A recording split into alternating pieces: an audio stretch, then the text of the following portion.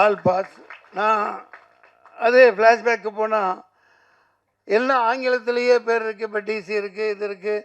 அப்போ அந்த காலத்தில் அதிகமாக இருந்தனால 93 தான் நான் போய் தமிழ் தூய தமிழில் தமிழ் படங்களுக்கு பேர் வைக்கணும் அப்படின்னு பெருஞ்சித்தனார் வந்தாங்க. ஊமை கவிஞர் சுரதா வந்திருந்தார், என்ன வாழ்த்தினார். அவங்க அந்த வள்ளுவர் கோட்டத்தில் அப்போலாம் ஆகுனா போராட்டத்தில் உட்காருவேன்.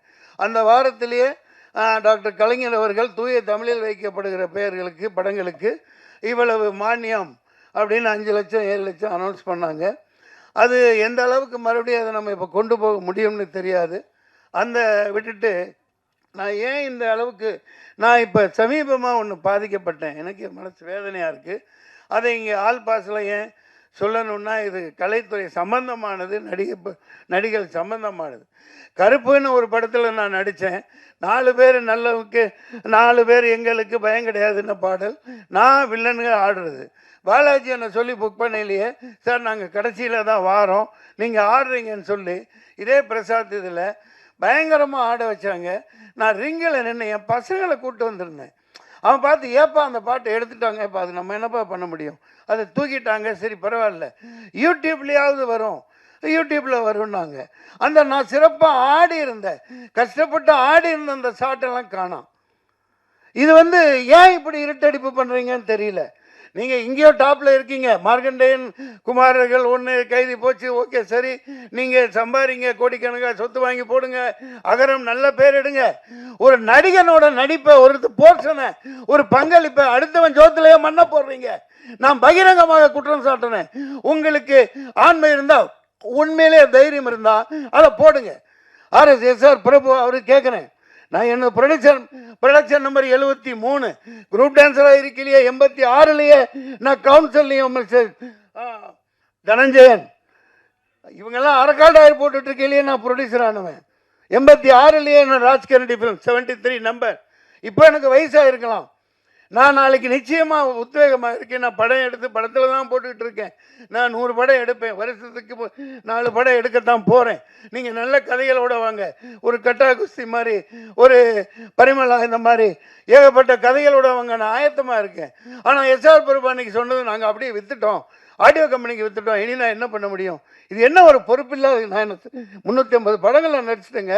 எத்தனை நடிகர்கள் ஆதங்கத்தில் இருக்காங்க. அதாவது இந்த இருட்டடிப்பு பண்ணி எல்லாம் பில்டப்ல வாழ்ந்துட்டு இருக்காங்க இன்னைக்கு ஹீரோ. எல்லாம் பில்டப். ஒரு டான்ஸ் மாஸ்டர், ஒரு ஃபைட் மாஸ்டர், ஒரு டெக்னீஷியன், ஒரு பாடலாசிரியர், ஒரு இயக்குனர், இப்படி நூற்றுக்கணக்கான பேர்கள் உழைப்புல தான் இன்னைக்கு பில்டப்ல வாழ்ந்துட்டு இருக்கீங்க. RJ பாலாஜி அன்னைக்கு என்ன 1500 ஷாட் பில்டப் கொடுக்குறீங்க ஹீரோவுக்கு. ஏன்னா டம்மியா நிற்க வச்சிருக்கான். ஒரு இயக்குனர் 2-3 பேர்கிட்ட நான் சொல்லல, சார் இனிமேல் நீங்கள் சைன் பண்ணல, முக்கியமான சீன் எது நடிக்கிறீங்களோ அதை எடுக்கிறீங்கன்னா என்னை கேட்காம நீங்கள் எடுக்கக்கூடாதுன்னு அக்ரிமெண்ட்டில் போடுங்கன்னு சொன்னார். இதெல்லாம் எந்த அளவுக்கு சாத்தியம்? நான் நடித்து எத்தனையோ கேப்டன் பாய் 25,000 அடி தூக்கி போட்டிருக்காங்க. ஆனால் அவரோட கால் தூசுக்கு ஈடாக மாட்டாங்க. அதனால தான் படங்கள் நிற்கிது. மலையாள படங்கள் ஏன் நிற்கிது? இப்போ இவங்கெல்லாம் நிற்கிறாங்க, மலையாள படத்தை பாராட்டுறோம், தலையில் தூக்கி வச்சு கொண்டாடுறோம். எல்லா கேரக்டர்களையும் நீ என் கேரக்டர் ஒன்றும் கொடுக்க வேணாம், ஒரு வெங்காயம், நான் வந்துட்டு பிச்சை எடுக்கிறவன்லாம் கிடையாது. ஈட்டடிப்பு ஏன் பண்ணுற? அந்த என்னை மறைச்சிட்டு நீ பெரிய ஆளனா, நான் தான் உண்மையான கருப்பு, நான் தான் கருப்பு, கருப்பேன் வருவா, மக்கள் சொல்லுவாங்க.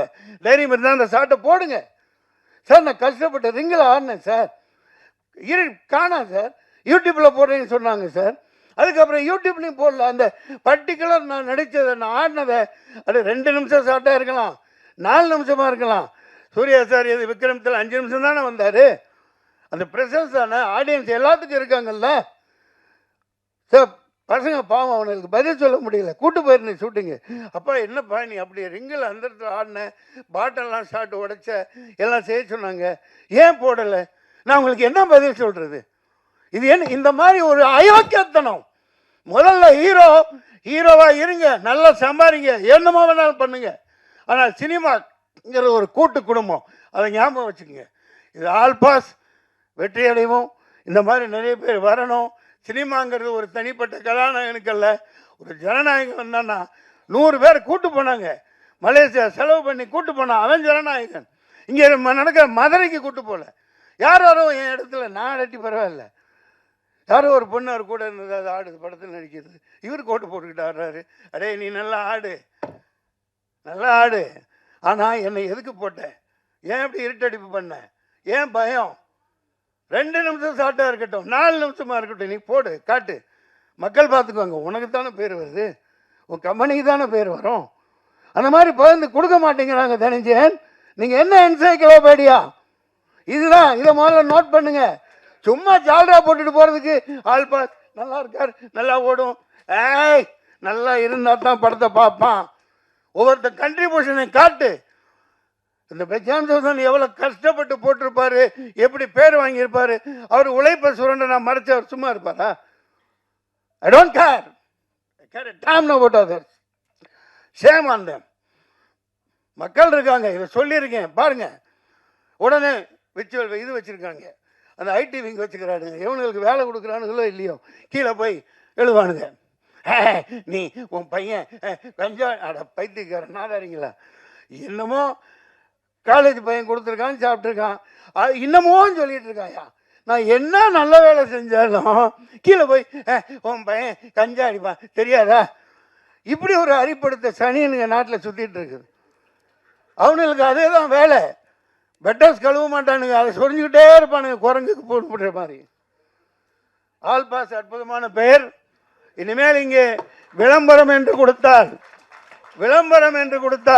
ஒவ்வொரு தொழில்நுட்ப கலைஞனும் மரியாதை செய்யப்படணும். ஒவ்வொரு தொழில்நுட்ப கலைஞனும் தினத்தந்திக்கு, தினகரன், ஒவ்வொரு விளம்பர மீடியா எல்லாத்துக்கும் நான் சொல்லிக்கிறேன். இது என்னுடைய உத்தரவு, என்னுடைய கட்டளை, என் சாசனம். ஒவ்வொரு தொழில்நுட்ப கலைஞருக்கு பேரை இருட்டடிப்பு பண்ணாத, அனைவருக்கும் பகிர்ந்து கொடுத்து ஹீரோவாவாள். நன்றி, வணக்கம், வாழ்த்துக்கள். அப்போ யாரையாவது விட்டு போச்சாப்பா? எனக்கு தெரிந்து 30 வருடங்களுக்கு மேல் இந்த துறையிலே போராடி இன்று வெற்றி பெற்று இயக்குனராக அறிமுகமாகி இருக்கின்ற மைதீன் அவர்களே, இசை புரட்சியாளன் சாதாரணமாக சொல்லக்கூடாது, இது அவருக்கான விழா. இதை இடையில அங்கே போயிட்டு வந்துடலாம். மிகப்பெரிய ஒரு போராட்டம் நீட்டுக்கு எதிராக நடந்தது. அதில் இவர் சொல்லிய கருத்துக்கள் உலகம் முழுக்க ஏற்றுக்கொள்ளக்கூடியதாகவும், இந்தியா முழுக்க இந்த ஆளும் வர்க்கத்தினரால் இப்போ 20-30 லட்சம் கோடிகளுக்கு மேலே கொள்ளையடித்து மோசடி பண்ணி பல ஆயிரக்கணக்கான மாணவ மாணவிகள் அனிதாவில் இருந்து சாவுக்கு காரணமாக இன்னமும் ஒரு ஆதிக்க சக்திகள் தவறாக பயன்படுத்திகிட்டு இருக்கிறதுக்கு சம்மட்டியால் அடித்த மாதிரி ஒரு கருத்தை சொன்னார். நீங்கள் ஆட்டோ டப் பண்ணி இங்கிலீஷில் போடுங்க அதை. அதாவது அவர் சொன்னது ரொம்ப ரொம்ப சிம்பிளான விஷயம். அவர் ஒரு உண்மையிலேயே நான் இசை புரட்சியாளர்னு சாதாரணமாக சொல்லலை. கண்கள் இரண்டால் பசங்க, இப்படி பல வெற்றி பாடல்கள் கொடுத்துருக்கார். தைப்பொங்கல் அந்த பாடல்லையும் ஆடிக்கவும் செஞ்சீங்க இல்லையா? அற்புதமான ஒரு உருவக வளர்ந்துக்கிட்டு வரையில் 2 வரி தான் அவர் சொன்னது. ஏன்னா நீங்கள் இப்படி போட்டு கோச்சிங் அது இதுன்னு போட்டு சாவடித்து இப்படி புளியறீங்களே, 11ஆம் வகுப்பு 12ஆம் வகுப்பில் அந்த சிலபஸை வச்சு தொலைங்கடா நாதாரிங்களா. அது நான் சொல்கிறேன், திட்டி சொல்கிறேன். எவ்வளோ எளிமையான கருத்து பாருங்கள்.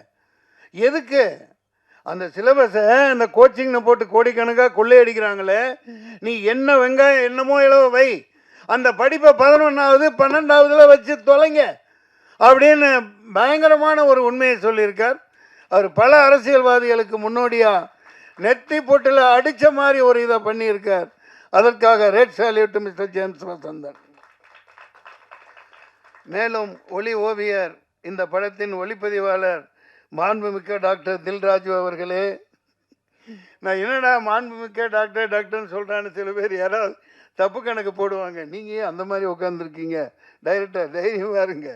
40-30 வருஷத்துக்கு முன்னாடியே 93ன்னு நினைக்கிறேன், என்னோட முதல் படம் வெளியிட்டப்போ டாக்டர்னு பட்டம் கொடுத்தாங்க அம்மாவுக்கு. நான் அப்போ சும்மா இருக்க மாட்டேன், ஏதாவது ஒன்று பண்ணிக்கிட்டு இருப்பேன். எனக்கு தெரியும். அது என்னோட படத்தில் 60 நடிகர்களுக்கு மேலே போட்டு நானும் படம் எடுத்தேன். ராஜாதி ராஜகுலோத்துங்க, ராஜ மார்த்தாண்ட, ராஜகம்பீர, காத்தவராய, கிருஷ்ண காமராஜன். நான் என்ன பண்ணேனே, மாண்புமிக்க டாக்டர் நாகேஷ் அவர்கள், மாண்புமிக்க டாக்டர் மனோரமா அவர்கள், மாண்புமிக்க டாக்டர் குள்ளமணி அவர்கள், இன்றைக்கும் போய் பாருங்கள் இருக்கும். முழுக்க 60 நடிகர்களை போட்டு விளம்பரம் படுத்தினேன். தினத்தந்தியில் போட மாட்டேன்ட்டாங்க. அப்போ சில்க் ஸ்மிதா அம்மையார் எனக்கு ஒரு பரிசாக கொடுத்துருந்தாங்க, ஒரு கார் கண்டஸா எடுத்துகிட்டு கிளம்புடான்னு எல்லாத்தையும் கூட்டிகிட்டு போயிட்டேன். நேராக போய் ஏன் எதனால இல்லைங்க, அது ஒரு மாண்புமிக்கங்கிறது மந்திரிகளுக்கு தான் போடுவோம், அப்படி எந்த புத்தகத்தில் இருக்குது? இல்லை நீங்கள் டாக்டர்னு போட்டிருக்கீங்க. நாங்கள் சினிமாவில் அவங்க 1000 படம் நடித்தவங்க மனோரமா, அவங்கள நாங்கள் நேசிக்கிறோம், நாங்கள் பட்டம் கொடுக்குறோம், உங்களுக்கு என்ன? இப்போ போட்டு ஆகணும் போகணும்னு சொல்லிட்டு வந்துட்டேன். அவங்க போட்டாங்க. ஏன்னா தினத்தந்தி ஆதித்தனாரோட அற்புதமான நம்ம தமிழ் உணர்வாளர்.